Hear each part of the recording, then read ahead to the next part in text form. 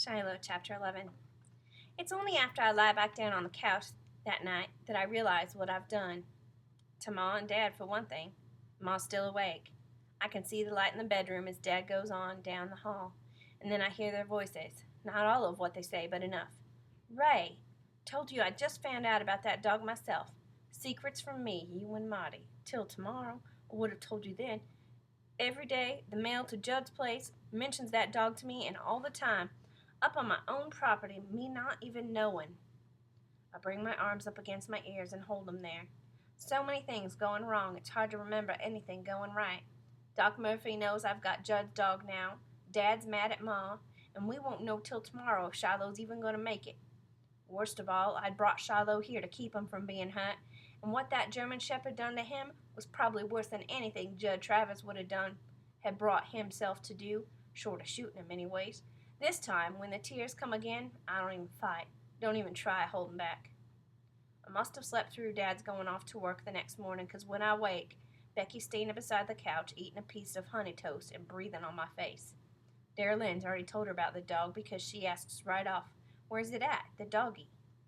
I sit up and tell her the dog's at Doc Murphy's and we'll find out how he is that afternoon. Then I look in the kitchen at Ma. There's the set look about the lips that means trouble. That means don't mess with her, 'cause she's already in trouble with Dad. I go outside and pick me a couple of wormy peaches and sit on the stoop eating at 'em, spitting out the wormy places. Dara Lynn comes out and sits beside me. Today she's all kindness. Judd Travis don't take care of his dog Marty. No wonder it come up here, she says, trying to say the right thing.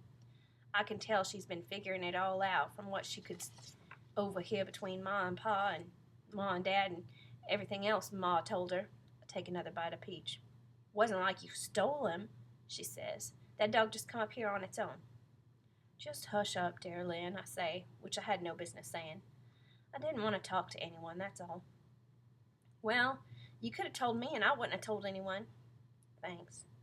Ma says we've got to give him back to Judd Travis when he's better. I get up and start toward the hill to clean up the ground where Shiloh was attacked. See if there's any way I can put some fence wire over the top of the pen to keep out the shepherd. What's his name, Marty? Dara Lynn calls after me. Shiloh, I tell her. I'm only halfway up the hill when I hear a car and turn around. It's Mrs. Howard's car and David's in it. Soon as he sees me, he jumps out, still moving a little, and comes towards me. I get to stay here today, he yells, waving a kite he's brought with him. Everyone else is going to Parkersburg, and I didn't want to go.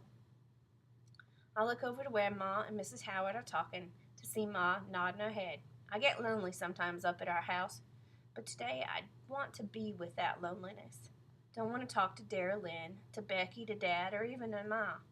If we had a telephone, I'd be calling Doc Murphy every hour. As it is, I have to wait till Dad comes home from work before I can find out about Shiloh. Can't go down there pestering Doc, him with patience to see. What do you want to do? I asked David, trying to dig up at least a little bit of enthusiasm. David and I are in the same grade, even though he's taller and heavier and looks like junior high already. Try this kite over in your meadow, he says. I lead him around the long way, away from Shiloh's pen, and he doesn't even notice because he's unwrapping his kite made of silk or something, which one of his relatives brought him. We stand out in the meadow flying the kite, and I watch the blue and yellow and green tail whipping around in the breeze, and I'm thinking about Shiloh's tail, the way it wags. You get a dog on your mind, it seems to fill up the whole space. Everything you do reminds you of that dog. When we bring the kite down later, though, David sees a groundhog, and next thing you know, he's after it. The groundhog zigzagging this way and that, and David yelling like crazy. I'm taking your kite back down to the house, David, I yell when I see him getting near Shiloh's pen. He goes on running and yelling. I'm going to get me a handful of soda crackers. You want me to make some peanut butter cracker sandwiches? I call out, trying to get him to follow. And then his yelling stops. Hey, he says. I know he's found the pen, and I walk over. What's this? David asks. He looks at the blood on the ground. Hey, what happened here? I go over and yank his arm and make him sit down. He's looking at me bug-eyed. You listen to me, David Howard, I say. Whenever I say David Howard, he knows it's serious. Only did it twice in my life. Once when he sat on the paper flower pot I made from Ma at school, and once when he saw me with my pants down in the bathroom. That really made me mad. But today I'm not mad, I'm serious. Something awful and terrible happened in there, David, and if you ever tell anyone, even your ma and dad, may Jesus make you blind. That's the kind of talk my folks can't stand, but I got it from Grandma Preston herself. Ma says Jesus don't go around making anyone blind, but Grandma Preston always used it as a warning, and she went to church Sunday morning and evening both. David's eyes about to pop out of his head. What? He asked again. You know Judd Travis. He was murdered? No. But you know the way he's mean to his dogs? He killed one of his dogs in there? No. Let me tell it, David. You know how he's missing a dog? Yeah. Well, it come up here on its own, and I let him stay. I built him a pen and kept him secret and named him Shiloh. David stares at me, then at the blood and the pen, and then back at me again. Last night, I tell him, Baker's German Shepherd jumped the fence and tore him up. We took Shiloh to Doc Murphy, and Judd don't know. David's mouth falls open and hangs there. Wow, he says, and then says it again. I tell David how hurt Shiloh was and how we've got to wait till tonight to see how he is. And then we go into his pen together, and David helps me clean up the blood, pull up all the grass with blood stains on it, and throw it over the fence into the woods. It's easier somehow with David helping, with David knowing even. If it was me by myself, I'd be thinking again and again how this never would have happened if Shiloh could have got away from the shepherd. I look at David and think, we're friends for life. Then I think of how there are exactly 7 people now who know I have Judd Travis' dog, and it's only a matter of time before somebody lets it out. Probably Becky. She'll warble it to the first person coming up the lane. Did you ever notice how the more a little kid tries not to tell a secret, the sooner it gets out? Nothing that child can do about it. A secret is just too big for a little kid. What I didn't expect was that at 3:30 before Dad came home, here's Doc Murphy's car chugging up the lane, and he's got Shiloh in the back seat. I'm standing out by the oak tree with David, taking turns on the bag swing. When I see the car and Shiloh's head raised up in the back seat, I'm over to that car in 3 seconds flat. Shiloh! No cry ever sounded so happy as the one that came up out of my throat.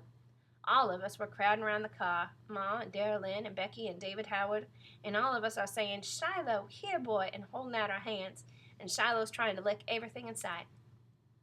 Patient recovered faster than I thought he would, Doc says, getting his big belly out from behind the steering wheel and standing up. So I figured I'd bring him on over myself. And then to Mother, had patients coming in and out today, and don't know that I wanted them to see the dog. She nodded. I'm going to pay for this, Doc Murphy, I tell him.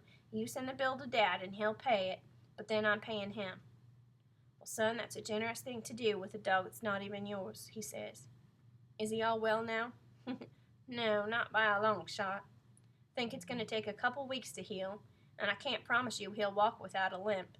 But I got him sewn back up and full of antibiotics. If you can keep him quiet for a few days and off that leg, I think he'll pull through just fine.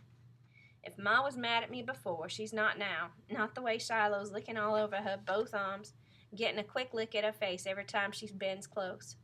Becky's sticking her hand out for Shiloh to lick, and when he does, she squeals and pulls back. Shiloh's tail going like crazy. It's like a welcome home party. Ma has me bring in this cardboard box from the shed, and we put an old pillow in the bottom of it and cover it with a clean sheet, and Doc Murphy lays Shiloh down inside it. Shiloh seems to know he can't walk too good, because as soon as he tries to stand up, he sits back down again and licks at his leg. I'm glad Shiloh's back. I'm glad he's going to get better, and I'm glad that we can keep him till he's well. But the more I sit there petting his head, feeling his happiness, the more I know I can't give him up. I won't.